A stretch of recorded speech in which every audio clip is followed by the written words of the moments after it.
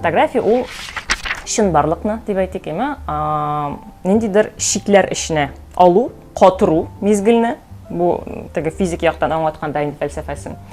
Һәм инде әгәр дә фотография сүзенең гомумән латин теленнән тәрҗемәсен карасак, ул безнең яктылык белән язу дигән сүз. Һәм менә бу теге буш сүз түгел, ул бик мөһим сүз. Чөнки фотография ул яктылык. Яктылык булмаса, фотога төшереп булмый. Телефонда да басып булмый, сезнең капкара экран булачак. Камерада да, гомумән цифровой камерада затворга басып булмый. Әгәр дә яктылык кирәк дәрәҗәдә юк икән, фотография барлыкка килми, хасил булмый, гомумән. Шуңа күрә беренче чиратта техник әйбер фотография беләсез, аппаратура булмаган чиратта ул мөмкин түгел. Шуңа күрә һәр вакыт иң беренче чиратта карарга кирәк яктылык турында. Нинди ул яктылык, аның сыйфаты. Мин еш кына менә күзәтәм. Алдык, мәсәлән, любой бер шундый көнкүреш хәлен, мәсәлән, кемнәрдер кунакка килде. Әйтик, мәсәлән, менә бу якта тәрәзә. Һәм менә өстәл артында шайтырып сөйләшеп утыралар. Яктылык арттан килә. Һәм менә моннан әйдәгез сезне төшереп алам дип төшерәләр, мәсәлән, телефоннан фотога. Кадр чыга караңгы, ни өчен? Чөнки безнең яктылык килә арттан. Соответственно, безнең объект, бу очракта кеше, ул караңгы булып кала. Кеше оныта менә шу яктылык белән язу, яктылык аша төшерү дигән әйберне. Әгәр дә сез моны искә төшереп, гап-гади әйдәгез әле тәрәзәгә карап утырыгыз дип шулай торып бурып ул кешеләрне тәрәзә ягыннан килеп төшерсәгез, сезнең 200%-ка матуррак, камилрәк һәм уңышлырак кадр чыгачак. Шуңа күрә менә бу иң мөһим әйбер. Теге гел истә тотып, теге ничек фотографияны яхшырту дигән һәм ничек сыйфатлы итеп төшерергә дигән сорауга әгәр дә уйланасыз икән, беренче чиратта моны бик җиңел итеп чишеп була яктылык аша. Һәм инде әлбәттә, онытмагыз, әгәр дә сез башлап җибәрә торган теге фотографиягә әле беренче адымнарны гына ясый торган кеше икәнсез, бүлмәгә караганда урамда яктылык һәр вакытта күбрәк. Чөнки иң зур безнең яктылык чыганагы ул нәрсә? Ул кояш. Шуңа күрә якты көндә, ләкин чипчи кояш астында түгел, шундый күләгәлерәк кояшның нурлары туп-туры төшеп тормаган җирдә, әгәр дә төшереп карыйсыз икән, нәрсә булуы мөһим түгел. Табигать күренешеме, кешеме, ниндидер предметлар җыелмасымы, сезнең сыйфатыгыз, эшегез бик теге зур вероятность белән мөгаен бик яхшы чыгачактыр.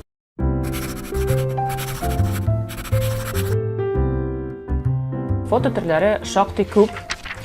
Иң классик төрләрдән башласак инде ул пейзаж, ягъни урам күренеше, табигать күренеше, шәһәр күренеше, ягъни сез пространствоны төшерәсез.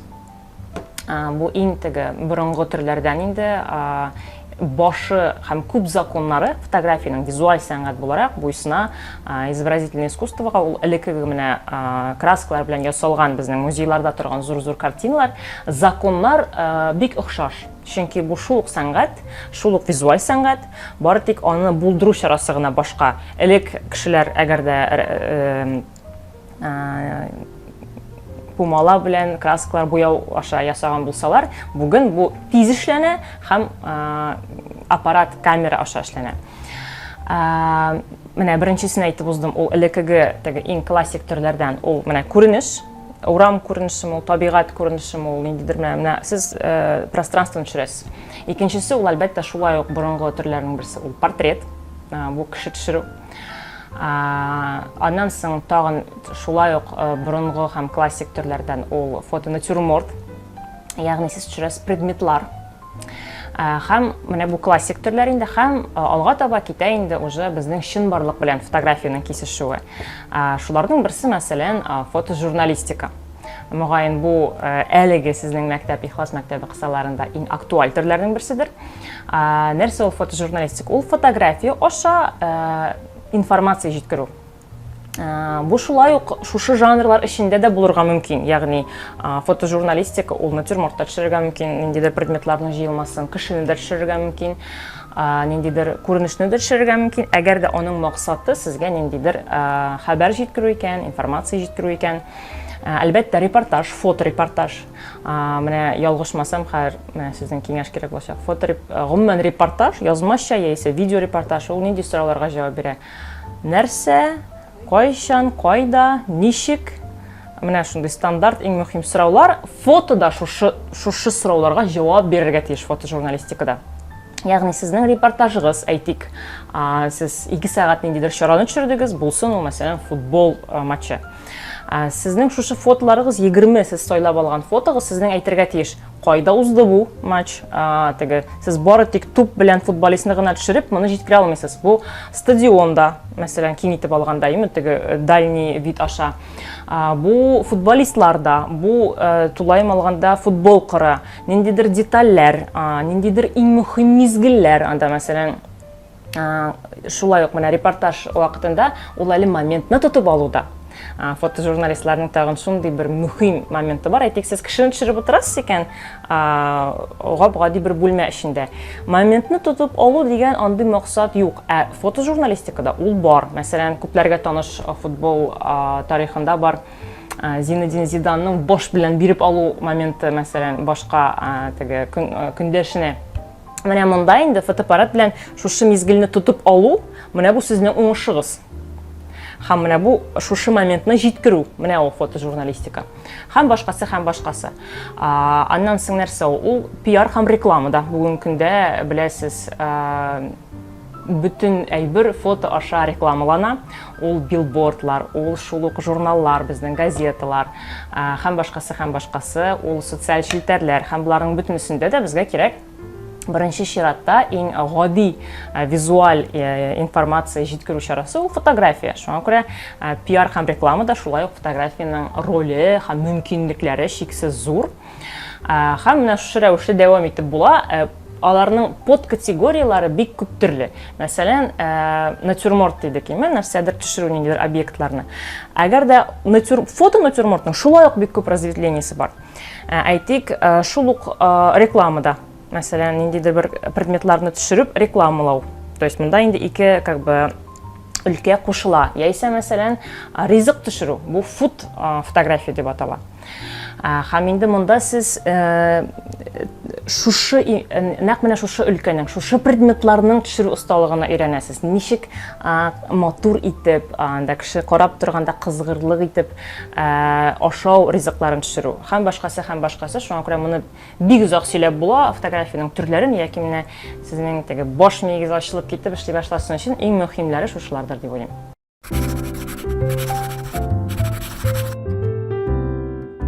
Фотография ул билгеле бер шикләргә сыйдыру, чынбарлыкны сез хәзер мине карап утырасыз экраннардан. Без шулай ук менә хәзер башланыр алдыннан монда сезнең апаларыгыз камераны куеп сайладылар. Менә ничек итеп мине шушы кадрга сыйдырырга. Менә бу композиция. Минем уртада утыруым, мондагы төрле объектларның шушы кадр эчендә барлыкка килүе һәм басып торуы билгеле бер сезгә тәэсир ясый. Менә бу композиция. Менә шушыны карар кылу кадрның ничек булуы, нинди пропорцияда булуы, объектларның ничек урнашуы бу композиция. Һәм моның бар законнары. Иң гадие ул, менә татарчасы ничек икән белмим, правило 3 дип атала. Иң гади законнарның берсе. Әйдәгез аны булай итеп сезгә аңлатыйм. Ул 2 вертикаль һәм 2 вертикаль, 2 горизонталь линияның киселешләре. Нәрсә мисалында аңлатыр икән? Мен сезгә бер альбом күрсәтергә килдем. Бу француз фотографының Казанны һәм Татарстан авылларын төшергәннән соң чыккан җыентыгы Фредерик Лемале. Менә аңлар өчен генә. Так, миңа якынрак күрсәтергә кирәк икән. Менә мәсәлән бер әби дип алыйк. Дәгез күренә микән шулай? Күренә? Әйбит. Так, менә булай. Менә бу безнең горизонталь кадр. Мәсәлән, 2-гә 3. Бу ягы озын, бу ягы кыска. Менә булайга төп-төгәл итеп менә моннан 2 линияга бүлеп була кадрны, һәм менә булай итеп бүлеп була. Һәм менә шушы линияларда сез реаль тормышта әгәр дә ниндидер объектларны, фигураларны урнаштырасыз икән, бөтен әйберне геометрия итеп күз алдыгызга китерегез. Биналар, ул ниндидер сызыклар, кеше, ул шулай ук төрле сызыклар. Объектлар, ул безнең геометрик фигуралар. Менә шуларны, шушы линияларга, менә моннан бер линия уза, моннан бер линия уза. Һәм игътибар итегез, монда бу сакланган. Мәсәлән, бу бер лапас дип алыйган димме? Лапасның менә мондагы линиясе ул нәкъ менә шул төгәл җирдә, тиешле җирдә. Бу әбине, бу апаны шулай ук бер линия итеп күз алдына китергәндә, ул шулай ук менә мондагы кирәкле бер вертикаль линиядә урнашкан. Һәм әйтик, төс буларак, төс шулай ук бик зур роль уйный фотографиядә. Төс монда акцент булып тора. Бөтенләй бер соры төсләрдә, ләкин әбинең җаулыгы кызыл һәм сары төсләрдә бик яркий шундый төс акценты булып тора. Нәкъ менә шушы линияларның киселешендә. Бу линиялар үзләре дә зур роль уйный. Аларның киселешкән нукталары да зур роль уйный. Ни өчен шулай? Моны инде рәсем ясаган чорда ук, теге борынгы чорларда ук инде аңлаганнар. Бу Леонардо да Винчи чорларында ук. Менә кеше чынбарлыкны шулай итеп кабул итә. Менә шушы линияларның киселешендә урнаштырсаң объектларны, безнең фотографиябыз гармоничный булып санала. Безнең аңа карап торасыбыз килә. Ул җәлеп итә. Һәм әгәр дә сез ниндидер бары тик теге ничек басам, шулай басам дип кенә түгел, ниндидер тәхсир эшләргә теләп, кадрыгызның эчтәлекле, визуаль яктан эчтәлекле, кешене узак каратып тора торган кадр эшлисегез килә икән, менә шушы законнарга буйсындырып төшерергә кирәк. Бу бары тик менә мондый киң планга гына кагылмый. Мондый пейзажларда ниндидер кеше төшергәндә ерактан моны реальләштерү күпкә кулайрак, ләкин кешенең битен, мәсәлән, әгәр дә сез крупный кадр төшерәсез икән, менә битне, шулай ук бу законнарны реальләштереп була. Чөнки мәсәлән, минем күзләрем шулай ук бер линия. Авыз шулай ук акцент шушы киселеш ноктасында урнашкан. Сез моны рәхәтләнеп интернеттан укый аласыз, әгәр дә аңлап бетермәгән булсагыз. Google'da яки Яндекс'та правило 3 дип ясагыз, сезгә миллион үрнәк чыгачак, миллион дәрес чыгачак һәм үзегез тынычлап, иркенләп бу әйберне өйрәнәсез. Минем сезгә бик зур киңәшем, композиция дигәндә иң гади законнарның берсе шушы. Һәм инде экспозиция, бит экспозиция ул яктылыкның күләме кадр эчендә. Ике параметр бар, бик мөһим. Пленочный фотоаппаратта да, цифрада да, зеркалкада да. Ул выдержка һәм диафрагма. Мин сезгә хәзер бик җайлы сүзләр белән, атамалар белән аңлатырга тырышам. Һәр объективта булсын ул телефонның оптикасы, булсын камера, бар тишек. Тишек бу диафрагма тишеге. Менә ул тишекне диафрагма профессиональ фотоаппаратта ябып була һәм ачып була. Соответственно, күз алдыгызга китерегез. Менә кичкенә тишектән күпме яктылык керә. Һәм тишекне зурайтсак күпме яктылык керә. Кичкенә тишектән яктылык әзрәк керә. Соответственно, сезнең кадрыгызны бу караңгылата. Әгәр дә тишек зуррак була икән, сез диафрагмагызны ачасыз икән, сезнең яктылык ашкынып керә, күп итеп керә. Һәм бусы бер, менә шу диафрагманың ачылуы. Икенчесе, выдержка ул безнең һәр оптикада безнең бар менә шундый лепестки дип атыйлар инде фотографлар, шуларның җабылып алуы.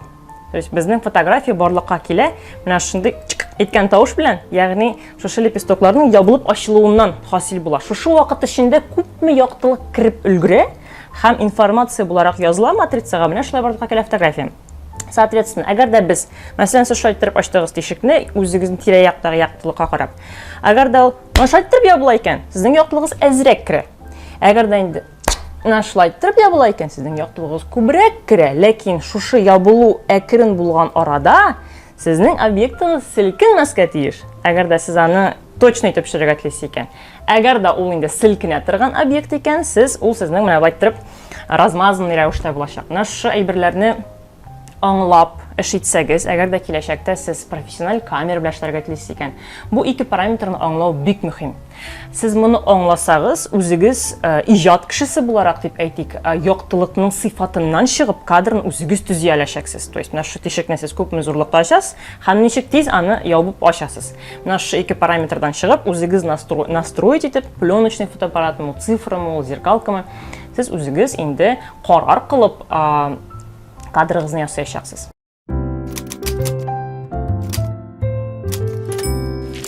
Элек фотографияга бит мәсәлән, минем әти-әниләрнең бала чагында бик сирәк төшергәннәр. Әгәр дә аларның альбомын карасагыз, анда кичкенә чакта ниндидер бер студияда яисә артка бер простыня элеп төшерелгән бер бала сурәте, анда туй фотолары, менә бары тик ниндидер бик мөһим моментларда гына.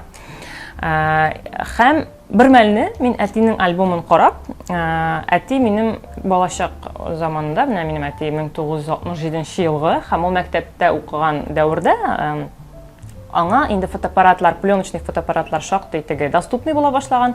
Һәм аңа әниләре әле ул әти минем көтүче малае, игътибар итегез. Алып биргәннәр пленка, смена, пленочный фотоаппарат. Һәм ул шушы сменага, то есть ниндидер шик куймаганнар теге. Анда кара, анда бары тик ниндидер мөһим әйберләрне генә төшерергә кирәк дигән сүз булмаган әти-әни тарафыннан. Әтигә менә нәрсә кызык әйләнә тирә рәвештә. Ул бөтенесен төшерә башлаган. Шуңа күрә әнинең альбомыннан аермалы буларак әтинекендә бар сыер фотолары, мотоцикл фотолары, шул ук менә лапас фотосы. Бу мине искиткеч тетрәндерде. Һәм минем менә фотоны аңлавымны, бу сәнгатьне аңлавымны бик үзгәртте. Менә шундый фотоларның берсен сезгә алып килдем. Менә бу әти төшергән песи. Менә шу фотоларны тапкан мизгелдә минем башымда бөтен әйбер үзгәрде. Һәм минем дә менә шулай төшереп карыйсым килде. Гомумән тирә-юньдәге бөтен объектларны. Һәм мин кызыксынып, ул вакытта шундый кичкенә цифры фотоаппаратлар чыга башлаган чор иде мин бала чакта. Мин төшерә башладым. Шулай ук менә әйләнә тирәдәге бөтен әйберне. Анда кадаклар белән яткан чүкешне, анда ниндер күршеләрне, гомумән менә реальностьны, чынбарлыкны инде. Һәм менә шулай итеп кирип киттем. Ә инде университетка укырга кергәннән соң, Казан федераль университетына мин укыдым. Көнчыгышны өйрәнү институтында, көнчыгыш телләрен өйрәндем, төрек телен өйрәндем. Ләкин миңа параллель рәвештә бик кызык иде журналистика һәм фотография. Менә мин кергән елны ачылды университетта түгәрәк, бушлай түгәрәк, фотография түгәрәге.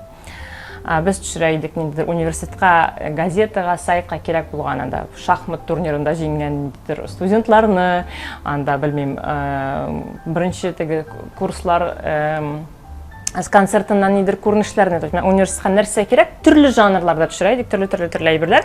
Һәм менә шушы тәҗрибәдә практик аша мин кирип киттем фотографиягә. Менә бу минем кыскача тарихым. Аннан соң инде үзем өйрәнә башладым. Китаплар укып, төрле ниндидер курсларга барып, аннан карап, моннан карап, кешеләр белән аралашып, менә шулай итеп башланды минем юлым. Фотография ул бүгенге көндә виртуаль. Теге ул менә әтиләр заманында пленканы шунда ук теге проявить итеп аны бастырганнар кагазга әйме. Бүгенге көндә мондый шарт юк. Без аны виртуаль рәвештә төшерәбез, виртуаль рәвештә саклыйбыз. Ләкин фотографияны физик дөньяга чыгарып була. Аны бастырып була, фотокитаплар ясап була, аны китап һәм журналларга кертеп бастырып була, хәтта ки күргәзмәләр эшләп була. Менә миңа фотографияның шундай физик чынбарлыктагы тормышы бик ошый, бик кызык. Мин бер ара бик каты талпынып күргәзмә эшләү турында шөгыльләнә башладым, уйлый башладым. Һәм 13нче елда Камал театрының фойесында безнең беренче минем дустым, коллегам Сәйдә Мөхәммәтҗанова, шулай фотограф, аның белән бергә узды безнең беренче күргәзмәбез. Ул безнең менә әгәр дә нинди жанрда ул дип сорасагыз, художественно-документальный дип атарга мөмкин. Мин укыдым Камал театрының баш режиссеры Фәрит абый Бекчантаевның әтисе турында язылган биографик китапны, Рәфкать Бекчантаев турында, һәм мен шуңа тетрәндерде. Мин ничектер менә аны кайтарасым килде, актуальләштерәсем килде, күрсәтәсем килде нинди ул булган. Менә бу китапның популярлыкны арттырасым килде. Һәм без андагы шундый төп моментларны, аның биографиясындагы төп моментларны дан чыгып, алып бер яшь егетне, безнең дустыбыз Айрат Шакировны төшердек. Аның как бы яшь Рәфкать турында шундый бер серия. Ул якынча бер 15 кадрдан торган шундый бер серия иде. Аның яртысын минем менә коллегам Сәйдә төшерде, аның мәхәббәт линиясе турында. Мин төшердем аны иҗатчы буларак, зур иҗатчы буларак. Һәм без моны менә әгәр дә сорасагыз, ниндидер элемтәләр генә кирәк, яисә ниндидер бик башлы кеше булу кирәк. Юк, безнең ни тәҗрибәбез юк иде, ни әйтгәндә бик тирән белемебез бар, тик менә шундый энтузиазм бар иде, иҗат итәсе килү теләге, әйтәге беленәсе килү теләге. Һәм без Сәйдә белән барып кирип Фәрит абыйга сөйләдек шушы историяны, күрсәттек бастырылган кадрларны, аңа бик ошады. Һәм ул аларны менә шундый зурлыкта бастырып файга алды. Менә шулай барлыкка килде безнең беренче фото күргәзмә. Аннан соң инде без анысында әйтеп узарга кирәк. Миңа бик ошый иде укыту, белем бирү, яшьләр белән аралашу, ниндидер үз мөхитен тудыру. Шуңа күрә без 2014 елда менә шушы күргәзмәдән соң бер ел узгачтан Сәйдә белән җыйдык беренче татар фото мәктәбен, Кәрәс клуб дип атала иде ул. һәм аның кысаларында 7 курс укучылар чыгардык. Өйрәттек фотога төшерергә, төрле жанрларда төшерергә, иҗат итәргә. Шуңа күрә менә мөмкинлекләр бик күп. Сез үзегез дә әллә нәрсәләр уйлап чыгара аласыз, әллә нинди оешмалар тудырып, күргәзмәләр ясый аласыз. Теләсә кайсы моментта әгәр дә әз генә остарып китәсез икән, чыга аласыз, тәкъдимнәрегез белән журналларга, татар журналларына, яисә интернеттагы ниндидер оешмаларга һәм тәкъдим итә аласыз үзегезнең эшләрегезне, үзегезнең хезмәтегезне. Фотография белән шөгыльләнү башка бик күп өлкәләр белән чагыштырганда күпкә җиңел, күпкә реаль. Шуңа күрә менә сезгә иҗат кызык икән һәм ничек тә булса менә тәҗрибә туплап карыйсыз килә икән, өйрәнегез һәм әз генә осталык туплауга, реаль тормышка ниндидер бер шундый коллаборациягә ашканыгыз минем сезгә киңәшем. Бу булсын журналлар, мәсәлән, Сабантуй, Салават күпере, сез алар белән хезмәттәшлек итеп карый аласыз. Башта бик гади форматта, аннан соң бәлки сез инде тәҗрибә туплап, катлаулырак форматта, бәлки сез редакциягә, штатка кирерсез. Мәсәлән, минем историядә ул шулай булды. Мин шактый узак еллар йөрдем өйрәнчек укучы булып Ялкын журналына язып, һәм бер мәлне фотография белән кызыксына башлап, мәктәп елларында кирип киттем, шайтырып Ялкын журналына һәм 4 ел дәврендә төшердем Ялкын журналының тышлыкларын. Бу менә мин студент чакта. Һәм бу абсолют реаль һәм бик гади тарих, бик гади хикәя, ул сезгә дә, сезнең очрагыгызда да бик мөмкин дип әйтәсе килә.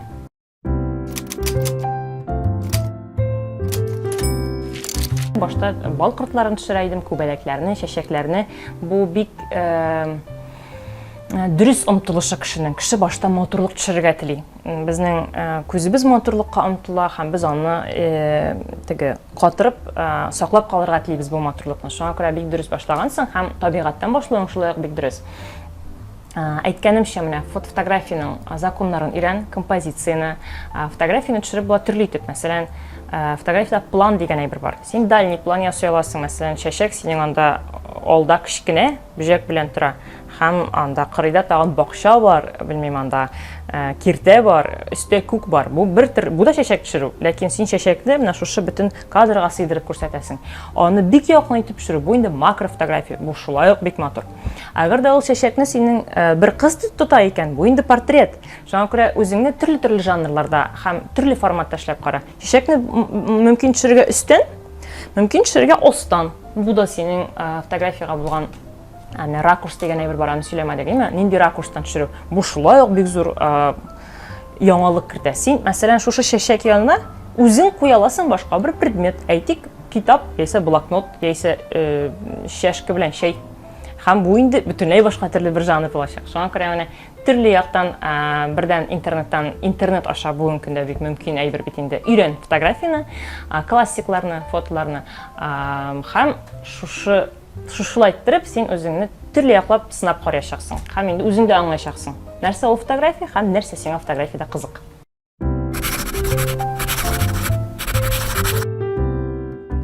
Flat lay дип атала, ягъни өстән төшерү.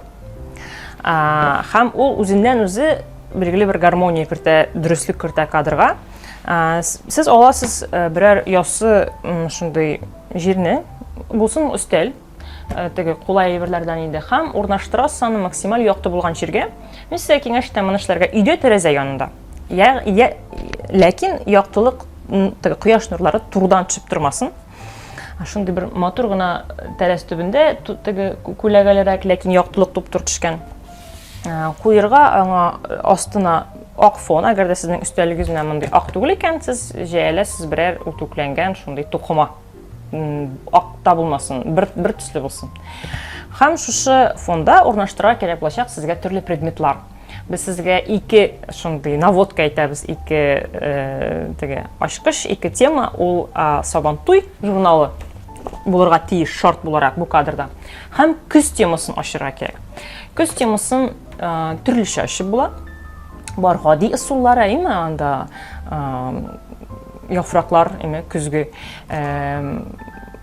гади дип читләшмәгез бу темадан. Яфраклар бик матур һәм ул визуаль дөрес ассоциация. Кеше яфракларга, күзгә яфракларга карап аңлый күз икәнен. Аларны да төрлечә куеп була, әйме? Карагыз интернеттан шулай ук, мәсәлән, Pinterest'тан яисә Instagram'нан язып, flat lay инглиз телендә. Һәм иң элек карагыз нәрсә инде төшергәннәр. Теге юктан бер әйбер дә велосипед уйлап чыгарып булмый, шуңа күрә инде бик күп бу темага төшерелгән. Карагыз, ничек төшергәннәр башка кешеләр. Өйрәнегез һәм өйдә булган предметлардан чыгып, үзегезнең әйләнә-тирәдә булган мөхиттән чыгып, үзегезнең фантазияңызны кушып, төшерәсез үзегезнең авторский шундый фотографияңызны.